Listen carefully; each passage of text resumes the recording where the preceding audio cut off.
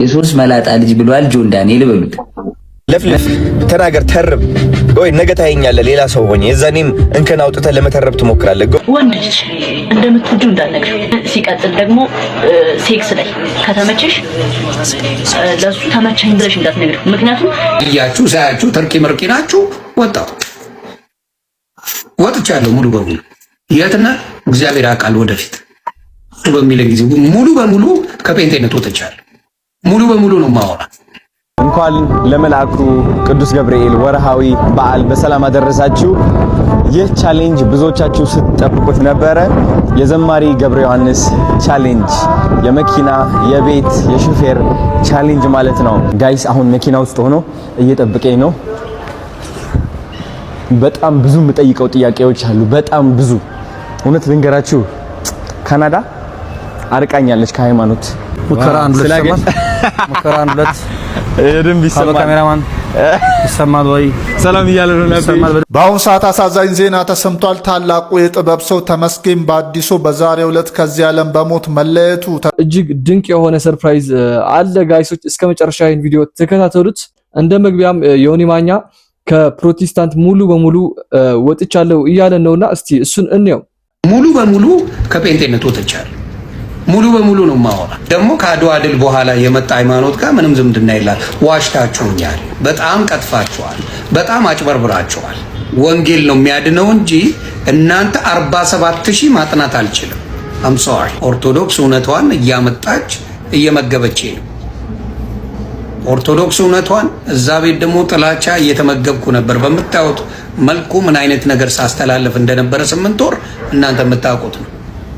ሲጨበጨብልኝ የነበረው ኦርቶዶክስ ስለሰደብኩ ብቻና ብቻ፣ ምንም ሌላ ነገር ተምሬ አስተምሬ ምናምን አይደለም። እነሱም ሲያስተምሩኝ የነበረው ስለ ገድል እንጂ ስለ ማን አይደለም፣ ስለ ሌላ ነገር አይደለም። እንደምታዩት ማለት ነው። ሶሻል ሚዲያ ላይ በ5 ቀን ሳይሆን ይቅርታ በ3 ቀን የተማርኩት እውነቴን ነው የምላችሁ፣ እግዚአብሔር ምስክሬ 8 ወር አልተማርኩት። በራሴ መጽሐፍ ቅዱስ አነባለሁ፣ በደንብ አድርጌ አነባለሁ። በ3 ቀን የተማርኩት በኦርቶዶክስ እዛ በ8 ወር አልተማርኩት። ስለ ጥምቀቱ ብትሉ ስለ ቅዱስ ቁርባኑ ብትሉ እንደምታዩት እንዲሁም ደግሞ ስለምን ስግደት ምን አይነት ነው የሚለውን ትምህርት መጽሐፍ ቅዱስ ላይ በዚህ በ3 ቀን የተማርኩትን 8 ወር አልተማርኩት። ዮኒ ማኛ ይመቸው። ይህን ህዝብ አንዴ ጴንጤ አንዴ እስላም አንዴ ኦርቶዶክስ እያለ ይበለዋል። ቲክቶክ ላይቭን ይገባል። ይሄን ጊፍት ይወርዳል። አንዴ ጴንጤ ነኝ ስል የጴንጤው አካል ጊፍት ያወርዳል። ኦርቶዶክስ ነኝ ስል የኦርቶዶክስ አካል ጊፍት ያወርዳል። ይመቸው ዮኒ ማኛ። ሞር ኦርቶዶክስ ላይ ፎከስ ያደረገ እንጂ ትምህርቱ ወንጌሉን ፎከስ ያደረገ ትምህርት የለም። ተግባባን? ወንጌሉ ላይ ፎከስ ያደረገ ትምህርት የላቸውም። ግቡና ሂዱና አሁን ሂዱና እነሱ ፔጅ ላይ ይዋቸው። ወንጌልን ፎከስ ያደረገ ትምህርት ሳይሆን ኦርቶዶክስን ፎከስ ያደረገ ትምህርት አለቸው። ለዚህ ነው የሚስቱት። እና እግዚአብሔር አምላክ እሱ ዋናው ከሰው አይደለም ይቅርታው እኔ ያልኳችሁ ከትላንት ወዲያም ለኦርቶዶክስ መጣው ቀረው የሚጨምርባት የሚቀንስባት ነገር የለም። በሺህ ዓመታት ያለች እምነት ናት፣ ሃይማኖት ናት። ዮኒ ማኛ ምንም ሊችን የጥፍር ቆሻሻ ያህል የሚጨምርላት ለኦርቶዶክስ የለም።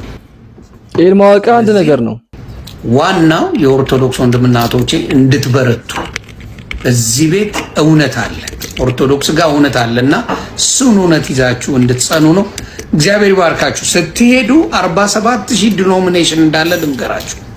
ወደ ፕሮቴስታንት ስትመጡ እንደኔ አየር ላይ ነው የምትቆመው። የምትሄድበት አየር ላይ ትበተናል። መሄጃ የለም። እኔ ሳልሆን ራሷ ዘርፌ ነግራቸዋል። አየር ላይ የምትበሩበት እንጂ የምታርፉበት ማንነት እንደማይኖራችሁ አሁን ነግራቸዋለሁ።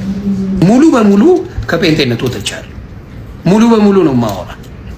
ወንጌል ነው የሚያድነው እንጂ እናንተ 47000 ማጥናት አልችልም። አም ሶሪ። የጴንጤ 47000 ዲኖሚኔሽን ስላለ ማጥናት አልችልም።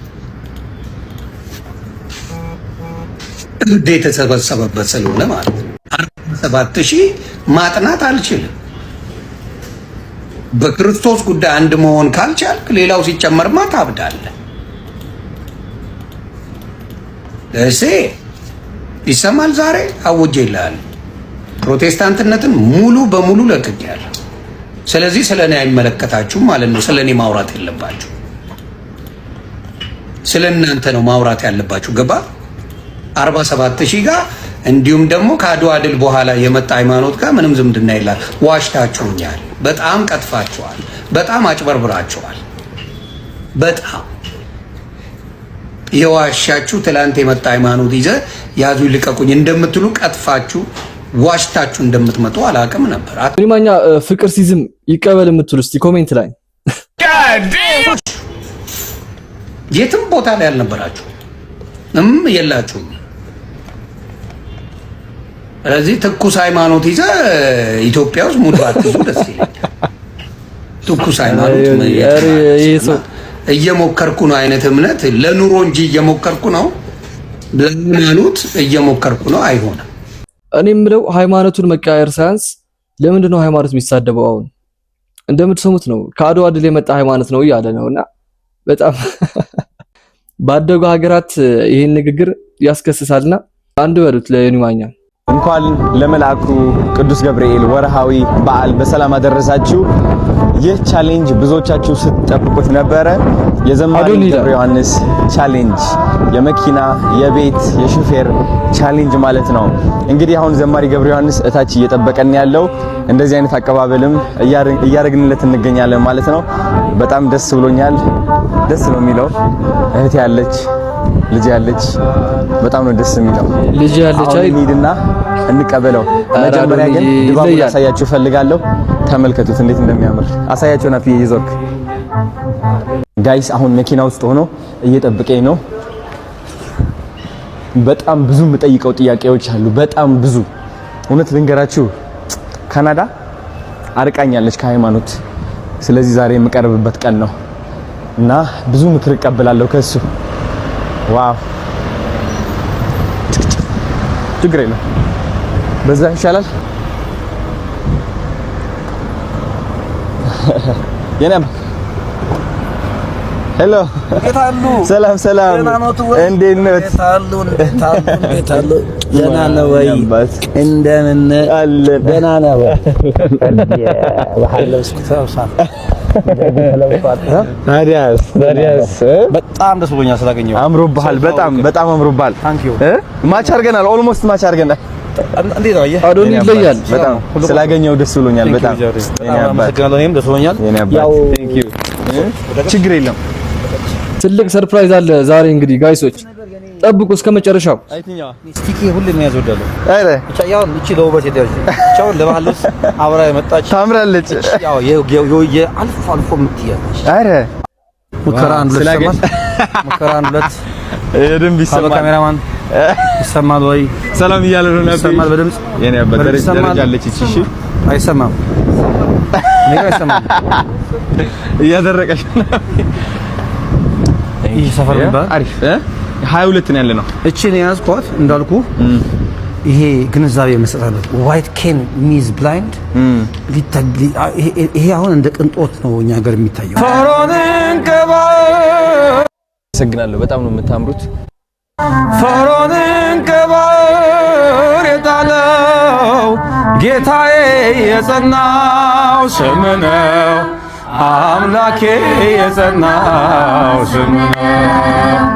ድል አለ በስም ድል አለ በቃል ድል አለ በስም ድል አለ በቃል ተራራው ይናዳል አማኑኤል ስለ መኪና ይገባዋል ሲጀመር መድኃኔዓለም ስለ አመሰግናለሁ። በጣም ነው የምታምሩት። ቴንክ ዩ ሂሌ በቃ ዘሐፍቴ ማለይ ከፈብሊ አይዞህ ቀስ አኸረቴ ለ ከፈብሊ ሽን ጽቡ ንዕነ ብድሕሪና ኹና ንዕላ እዚያ ማሕለፈለ ዜር ንዕና ይኸን ዛሬ አበደ ቀን ነው። የኔ አባት እንደምን አለ? እግዚአብሔር ይመስገን ደህና ነኝ፣ በጣም ደህና ነኝ። ዛሬ እንግዲህ የተገናኘ ነው የመኪና ሹፌር እና የቤት ቻሌንጅ ለማስጀመር ነው። እኔም በጣም በአቅሜ እየጣርኩኝ ነበረ ደግ ባለሀብቶችን ለማግኘት ለመድረስ እየሞከርኩኝ እየደወልኩኝ ነበርና በጣም ደስ ብሎኛል። መኪናና ሹፌር የሚገዙ ካምፓኒ ተገኝተዋል። በጣም ደስታ ተሰምቶኛል። ጾም ሆነኝ አይሎ ቀውጤና ጾም ሆነና እንዳውም ቅድም እግረ መንገድህን አጨበጨብኳል ትንሽ ለምዶብኝ እጄ ደግሞ አንዱ ክራር አንዱ ማይክ ስለያዘ የት ላርገውና በትንሹ እንዲህ አድርጌ ነበር። ስርዓቱን ስላፈረስን ይቅርታ እንጠይቃለን። እግረ መንገዳችን ይቅርታ እንጠይቃለን። እኔ መጠየቅ የምፈልጋቸው ጥያቄዎች አሉ። ይሄ ቪዲዮ ቫይራል መውጣት አለበት ጋይሶች። ካናዳ ነበርኩኝ ለ7 አመት ሙሉ ውጭ ሀገር። ወደ ካናዳ ስትወጣ ደግሞ የሚያጋጥሙ ነገሮች አሉ። ስፔሻሊ እንደ አንድ ወጣት ወደ ሱስ ትገባለህ፣ ወደ ብቸኝነት ትገባለህ፣ ከቤተሰብህ ትርቃለህ፣ ጭንቀት አለ፣ ብዙ ነገር ያጋጥማልና ህይወት በጣም ትፈትናለች። እንግዲህ ጋይሶች እዚህ ጋር በተለይ ስደት ላይ ያላችሁ ሰዎች ይሄን በጣም ደስ የሚል ምክር ነውና ስሙት። አሁን ባለውበት ሁኔታ ከሃይማኖቴ ራቅ ብያለሁ እና እንደ አንድ ሁሉም የሚያውቅ ሳይሆን እንደ አንድ እንዳጠፋ ሰው ከሃይማኖቱ እንደራቀ ሰው እና እቺ ዓለም እንዳሸነፈችው ሰው ሆኜ ነው የቀረብኩት። ጥያቄዎችም ልጠይቅህና ምክርህንም ልሰማ እና የበለጠ ወደ መንፈሳዊነቴም ቀረብ እንድል ማለት ነው። እና እንደኔ ያሉ በህይወት በዓለማዊ ህይወት የተሸነፉ ስፔሻሊ ካናዳ በነበርኩበት ጊዜ በሱስ የተሸነፉ የህይወት መንገድ የጠፋባቸው ሰዎች ምን አይነት ምክር ትሰጣለህ? አዶናይ በጣም በዚህ አጋጣሚ ስላገኘሁ ደስ ብሎኛል። ስለዚህ በጎነትህም አጋጣሚውን ተጠቅሜ ይሄንን በጎ ነገር በልብህ ያስቀመጠ እግዚአብሔር መንፈስ ቅዱስ ስሙ የተመሰገነ ይሁን። ምክንያቱም ይሄን የሚያሳስብ እግዚአብሔር ካልሆነ በስተቀር ካንተ በላይ ብዙ ማድረግ የሚችሉ ሰዎች አሉ። ማለትም ኢቭን አንተ የሄድክበት ያለውን የሚዲያም አቅም ከዛ በላይም ሰዎች ኖሩ ይችላሉ። ነገር ግን በበጎ ስራ ውስጥ ተሳትፈሃልና ደግሞ እንደ አንድ እድለኛ ሰው ደግሞ እኔን በዚህ መልኩ ደግሞ በእኔ በኩል እንድትሰራ አንደበት ላይ አእምሮ ላይ ይሄንን በጎ ነገር ያስቀመጠ መጀመሪያ ስሙ ይመስገንና እኔ እንግዲህ የምክር ሰው ብዙ አይደለሁም። ያው እንደምታውቀው አንድ ታለንት አለችኝ ወይም አንድ መክሊት አለችኝ። እሷም እግዚአብሔር ያደረገልኝን በዜማ በተወሰነ ነገር አመስግኖ ማለፍ ነውና ከኔ ብዙ ምክር አትጠብቅም። ያው ሰባኪያን መምህራን ሲሆኑ በደንብ አድርገው መጽሐፍ ቅዱስን ጠቅሰው ያስተምሩ ይችላሉ። እኔ ግን እንደው ምናልባት ምክር ሊባል ከቻለ እንግዲህ እግዚአብሔር በአንድም በሌላም ትላንት የነበርክበትን ነገር አስትቶ ወደዚህ በጎ ስራ አምጥቷል። ስለዚህ ከዚህ በኋላ ያንን እያስታወሱ ወደ ኋላ መቆዘም ጥቅም የለውም። ምክንያቱም እግዚአብሔር ከይቅርታ በላይ የትላንት በደላችንን በማያልቀው ምሕረቱ መጠን ካለፈልን ትላንት እያስታወሱ ወደ ኋላ የምንቆዝምበት ነገር አይኖርምና መጀመሪያ ትላንትን ከዚያ ከእስር ሆኖ ከሚያሰቃይ ከነበረው ቅድም ካልካቸው በጎ ያልሆኑ ተግባራት እንኳን በሰላም አውጥቶ ወደዚህ በጎ ነገር አደረሰ። ቀጥሎ ግን ከዚህ በኋላ ላትመለስ በዚህ መልኩ ላትጎዳ አንድ ጊዜ ፈቷል እግዚአብሔር ማለት ነው። ያ ስለሆነም ነው አሁን በሚገርም መንገድ እየታየ ያለው። ቅድም ብያለሁ ካንተ በእድሜ የሚበልጡ ሰዎች ያረጉትን ነው አንተ ያረክ ያለው። ሚዲያውም ቢሆን ከዚህ በላይ ተደማጭ የሆኑ ሰዎች ላያረጉት ይችላሉ። ስለዚህ ከዚህ በኋላ አንተ ይሄን ነገር እያሰብክ እኔ እውነት በሌላን ጊዜ ስትናገር ሰምቻለሁ በጥቂቱ መሰለኝ ላትመለስ ከዚህ በኋላ ጠላት ላይ ጫወትብህ ሰይጣን ላይ ጫወትብህ ላትመለስ አንድ የፈቶህ አሁን በመናየው አዶናይ ስለገለጠ ከዚህ በኋላ የትላንቱ እያስታወስን ምንቆዝምበት ነገር አይኖርም። ነገር ግን እንደ ምክር ደግሞ የቆመ ሰው ሁሉ የቆመ ቢመስለው እንዳይወድቅ ይጠንቀቅ የሚል መጽሐፍ አለ፣ ቃል አለ። ሁሉ ጊዜኛ መቆማችን ስናስብ መውደቅ ሊኖር ስለሚችል አጠንክረን እግሮቻችንን ከመሬት ላይ በመጥበቅ መጽሐፍ ቅዱስን አብዝቶ በማንበብ ጸሎትን በማድረግ የደረገልን ነገር አብዝተን በማሰብ ግን ከዚህ በኋላ ያ ነገር እንዳይከሰት ግን መከላከያ አጥር ይሆን ዘንድ እሱ ነው ማመክረህ። አሁን በመቆምህ ደስ ይልህ ይገባል። ነገር ግን ደግሞ እኔም አንተም ሁላችንም የቆምን ሲመስለን ድንገት መውደቅ እንዳይኖር ደግሞ ሁሉ ጊዜ በጸሎት በጾምና በተጋድሎ ራሳችንን ማበርታት ግን ይኖርብናል። ስለ ትላንቱ ማንነት ግን ስራ ስለሰራ ላትፈታ ላትታሰር ከዚህ በኋላ የትላንቱን ማንነትን ከዚህ በኋላ ታሪክ ሆኖ እንዲቀር ደግሞ ስለረዳ አምላካችንን እናመሰግናለን። አሁንም ግን መክረች ብቻ ናት። የቆመ ሰው ሁሉ የቆመ እንዳይመስለው መውደቅ ሊኖር ስለሚችል በጾም በጸሎት በተጋድሎ ማንም እንዳልሆንክ ራስህ ምንም እንዳልሆንክ የሚያደርግልህ እግዚአብሔር የሚሰራብህ እግዚአብሔር እንደሆነ ካሰብክ ከዚህ በኋላ ምን ነገር ሊመጣ እንደማይችል ነው ልመክርህ የምችለው። የቆመ ሰው ሁሉ የቆመ እንዳይመስለው መውደቅም ሊኖር ስለሚችል ብሎናል ዘማሪያችንና እና በጣም እጅግ ድንቅ የሆነ ምክር ነው። በአሁኑ ሰዓት አሳዛኝ ዜና ተሰምቷል። ታላቁ የጥበብ ሰው ተመስገን በአዲሱ በዛሬው ዕለት ከዚህ ዓለም በሞት መለየቱ ተሰምቷል። ለጥበብ አፍቃሪዎች እንዲሁም ደግሞ ለመላው ኢትዮጵያ ሕዝብና ለቤተሰቦቹ መጽናናትን እንመኛለን። ለቤተሰቦችና ለወዳጅ ዘመድ መጽናናት እንመኛለን እንላለን። እኛም እናንተም ኮመንት ላይ ነፍስ ይማር እያላችሁ ለፉ። ሰላማችሁ ብዝት ይበልልኝ። የኔ ጥያቄ ነው። መቼም ሶሻል ሚዲያ ላይ ብዙ ጊዜ እንተዋወቃለን ቤተሰብ። በፕሮቴስታንት ጾም በአደባባይ አይታወጅም። በጌታና በአንተ መካከል በአንቺ መካከል ያለውን ነገር አዋጅ አታውጅም ብለው ሽንጣቸውን ይዘው ሲከራከሩን የነበሩ ወንጌላውያን፣ ሐዋርያት፣ ነቢያት፣ ዘንጥ በክርስቶሶች በአደባባይ ሙሉ ወንጌል ቤተክርስቲያን ለአንድ ወር ጾምና ጸሎት አወጀች የሚባለውን ሲሰማ ወይም ሲሰሙ እውነት ሐሳቡን ይቀበሉታል ወይስ ሙሉ ወንጌል አታቅም፣ ሙሉ ወንጌል የሚያስተምሩ አገልጋዮች ዋጋ የላቸውም፣ እኛ መጽሐፉ በሚለው ነው የምንሄደው ትላላችሁ? ምክንያቱም ኦርቶዶክስን ስትወቅሷት ነበረ። በአደባባይ የምትጾመው በአደባባይ የምታውጀው እያለ ኤርሚያስ አይተንፍሱ ወይም ቀለመወርቅ አይተንፍሱ እነ ፓስተር ትዝታው እነ ሌሎችም መጨመር እንችላለን። እነ ኤፍሬም ባለ ጊዜ ባለዋቴ ምናምን ይመጡና እንደዛ አይነት ሳክ ሲሰክሱን ነበር። እስቲ ይህችን ነገር ቀስ እያላችሁ ተነጋግሩባት።